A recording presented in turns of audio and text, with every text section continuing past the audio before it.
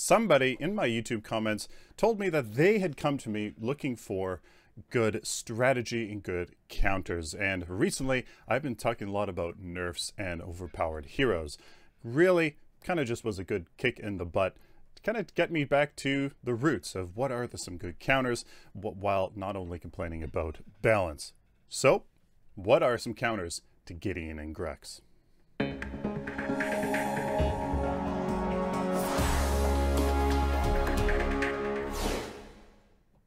Amazon is the tried and true way of shopping for anything you need or want at the lowest prices. Support the channel at no cost to you by doing your Amazon shopping through the link in the video description.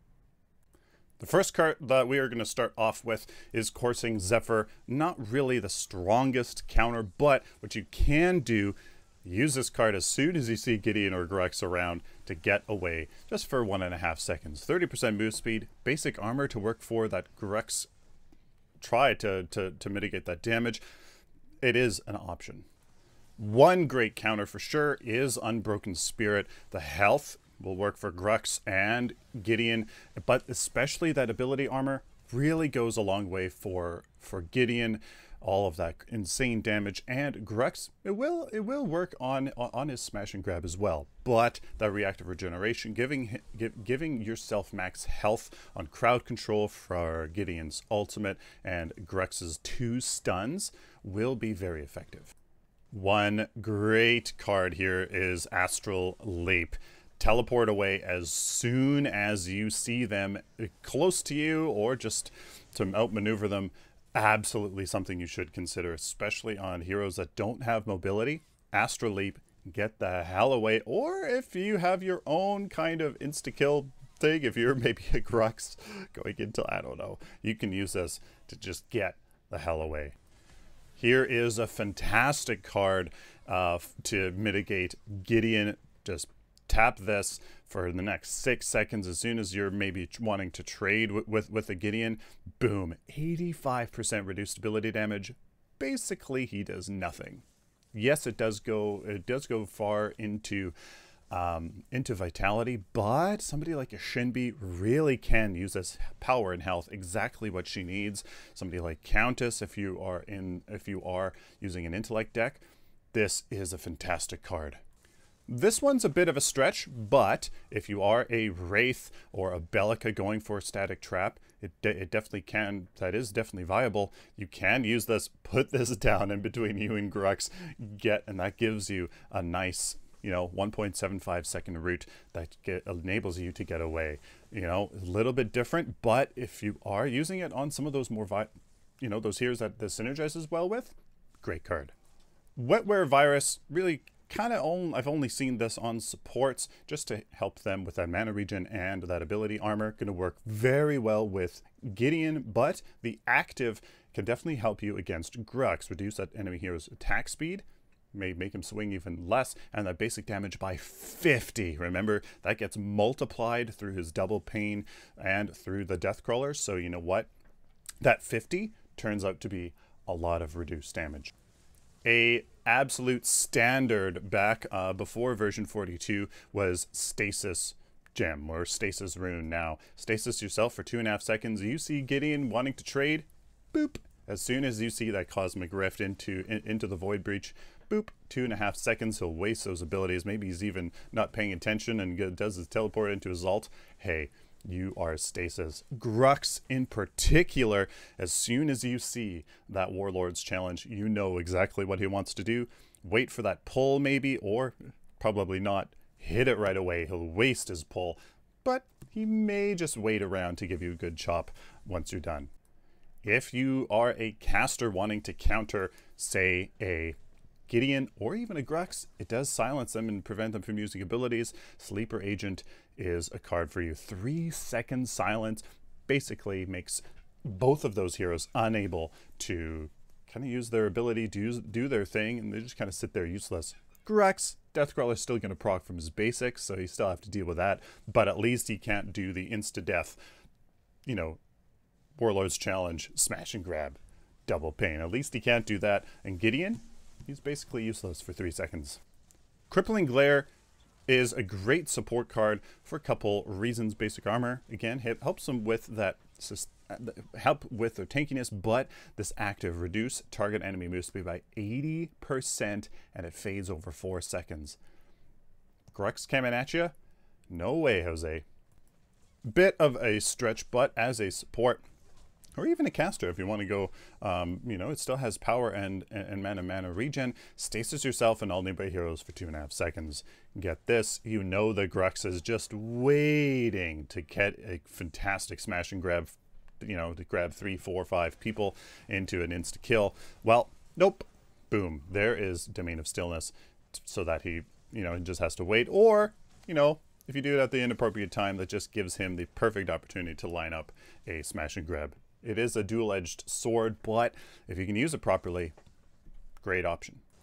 In general, I like Finder Playthings for that vision. Not only can you use it for yourself, you can use it for the rest of your team. And the active is pretty interesting. Reduced attack speed by 30. Won't affect Grux too much if he has Deathcrawler already, but movement speed by 20%. Slow him down. Get out of there, or just to see him coming somewhere. If you know that there's an interesting fight, you know, you're grouped up in the mid lane and Grux isn't on the map, he's probably waiting behind that fog wall to come in for a great smash and grab. Reveal people, slow him down so you can get away. Shadow Dancer, it is a fantastic initiation card, but it'd kind of be embarrassing to say how many times Shadow Dancer has saved my butt. If you can at least see it coming just a bit or anticipate it, using Shadow Dancer to get away has saved my butt a lot of the time. One of the top underrated heroes for Chaos is definitely Blitz Rush. Dash forward 1,000 units every 20 seconds for only 50 mana. Absolutely get this. I love this on Revenant with his playmaking ability, with his ultimate and obliterate and all that stuff. Love this on Revenant, but really anybody in Chaos? I mean, you're probably going to get that. You're probably going to get auto shield to begin with, or onslaught or something like that. So just one more point into intellect and boom, you have Blitz Rush, fantastic power, attack speed, and every 20 seconds you can dash 1,000 units. Get out of Gideon's influence, get out of, just put some more distance between you and Grux. You know what? Don't underestimate it. Same goes with Overclock Droid. Little bit of a double-edged sword, increases your damage, also increases the damage that you take. Gotta be more careful with Overclock Droid, but it also does more. Now this is easily the best card out of any that I'm going to recommend here, and this is Thorned Yomi. In my opinion, it's the best card right now. It just does a lot. I mean, again, two agility. Yeah, the tier 1 agility is not maybe meant for everybody in terms of the gems, but it is only 2 attribute points, so you can sink into agility, whoever you are, and a vitality. Everybody can use that. So power, basic armor to help with the Grux, to help with just dealing damage, but obviously return 65% of damage taken. Yeah, you can basically turn a Gideon's kit against him, and then Grux, he's probably not going to kill himself, but he'll definitely take some good damage. As for gems, Duelist, almost underrated, except in the high, except in high MMR, where you do see this quite a bit. So really, guys, it just reduces the damage you take by a lot. It really is a great way to duel somebody. It will help you against Gideon, and it will really helps against Grux. Relentless Pursuit is an option if you are a ranged, especially ranged carry or any ranged hero. If you think that you can burst down a Deathcrawler, Grux, or a Gideon, but I mean, he can do his damage from afar, especially a Grux. Use Deathcrawler, he's probably pretty squishy. Relentless Pursuit may be the option to give you just a few more moments before he gets to you to take him down. While it's not the best gem in general, Blade Turn is an option. Block the next basic attack after casting an ability. Well, you know, unfortunately, Grux's Double Pain does count as a basic. So if you can make it work, Blade Turn might save your butt. The next gem is Spell Shield. Obviously, I don't need to explain why this is great. stop a Gideon's Void Breach, Cosmic Rift, even his ultimate, and for Grux, can stop you from getting pulled into him from that smash and grab to your death. Spell Shield literally can save your life. As for hero counters, I mean, this is really all up to you, really, and how you can play these heroes. Wukong, just because of his fantastic mobility, being able to just jump all over the place and hopefully stay away from them, begin to reflect the Gideon's Void Breach or stuff like that, and to kind of bounce off of people. Serath for her immunity and her general kind of mobility. Wraith, again, you can back up the Grux, be like, nope, just nope, or just back up the Gideon and just send them away.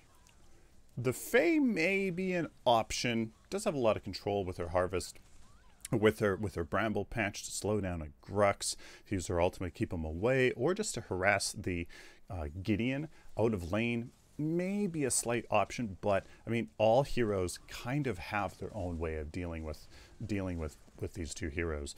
Grim is a good option, especially with that shield is now free mana at level 3. So I mean, if you can use it against a Gideon to stop that Void Breach that does the more damage, or use your shield to stop the Grux smash and grab and slow him down, I mean, that is definitely an option. Steel, I would love to play Steel in the mid lane against a Gideon.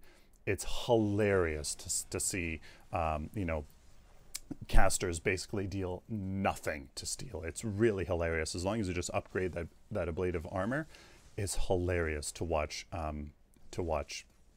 casters do nothing against you. Yes, it is Steel mid lane, which is very, very odd, but you know what? It really works well. Greystone, in a way, counters Grux and kind of Gideon, I suppose, with his 2 lives. As long as you can have that, maybe with the Onslaught Gem, he can definitely work well. And I suppose the last 2, Richter, just to control them, silence them from doing stuff, stunning them, just trying to give your team some time to burst them down. And of course, Muriel, her shields, as long as you can anticipate it, that is an extra amount of health and armor that the enemy team has to get through, and the Grux has to get through the Gideon. So it is going to be probably almost your best support against these two, in my opinion. And there you guys go. What do you guys think of all these counters? Let me know down in the comments. Do you appreciate me trying my best to go at this in a proactive way? What are those things? I don't like the idea of feeling obliged to play these certain heroes, play certain cards, play certain gems just because somebody's picked all the time because they're just crazy powerful. I don't like that. Everything should be optional and have options, but you know what? Hey, this is a take on it. What do you think of these counters and cards and gems? Patreon allows creators to offer their fans a way of supporting them and what they do. With flexible and painless payment options, anyone can support their creator for as little as $1 a month. If you would like to help me do what I love, check out the link in the video description to learn more. Please like this video if you like it. If you dislike it, share it with the community. Of course, guys, subscribe because I like this content, especially if you found it useful. Subscribe because I got a lot of stuff coming in November. Please check the video description for links to my website, merchandise store, and Amazon affiliate link, as well as all my social media right here. Until next time, like always, stay optimistic and positive.